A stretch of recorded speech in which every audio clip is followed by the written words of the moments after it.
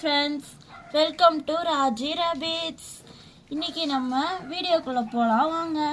இப்போ இதுதான் வந்து நம்ம வீட்டில் போட்ட குட்டிங்க. இதுக்கு வந்து அன்னைக்கு அட்டைப்பெட்டி தான் வச்சுருந்தோம். இப்போ அது அட்டைப்பெட்டியிலேருந்து கீழே வர்றதுனால நாங்கள் இது பலகையிலேயே ஒரு பாக்ஸ் செஞ்சு அந்த குட்டியெல்லாம் இதுக்குள்ளே விட்டுருக்கோம். அதே மாதிரி இன்னும் 2-3 முயலுக்கு அது செனையாக இருக்குது. அது குட்டி போடுறதுக்காக அதுக்கு சேஃபாக இன்னும் அட்டைப்பெட்டி இங்கே வச்சுருக்கோம். அதோ அந்த முயலுக்கு பாருங்கள், அங்கே ஒரு அட்டைப்பெட்டி அங்கே வச்சுருக்கோம். இதே மாதிரி நிறைய பாக்ஸ் செஞ்சு ஒவ்வொரு கூண்டுலேயும் வைக்கணும் ஃபீமேல் இருக்க முயலுக்கு. அப்புறம் இதுக்கு தீனி, இதுக்கு ஃபுட்டு வைக்கிறோம்ல, இந்த ட்ரே எல்லாமே வந்து நல்லா சுத்தமாக கழுவிட்டு அப்புறம்தான் ஃபுட்டு வைக்கணும்.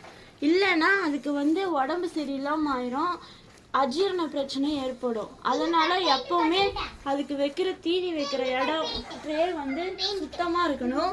அப்புறம் இதோ இந்த தண்ணி பாருங்கள், இது பைப்பு திரி விட்டா இந்த தண்ணி வந்து ரொம்பிக்கும். இதில் அடியில் வந்து பாசம்லாம் பிடிக்காம சுத்தமாக கழுவி வைக்கணும். இல்லைன்னா இதில் வந்து இந்த அழுக்கெல்லாம் முயல் வயிற்றுக்குள்ளே போய் அதுக்கு வந்து வயிறில் பிரச்சனை ஏற்படும். இதை நல்லா சுத்தமாக கழுவிட்டு தான் தண்ணி வைக்கணும். அதில் திரி விட்டா இந்த பைப் வழியாக எல்லாம் வந்து இதோ இந்த இடத்துல பார்த்தீங்கன்னா உங்களுக்கு தெரியும், இதில் தண்ணி உறிஞ்சிக்கும்.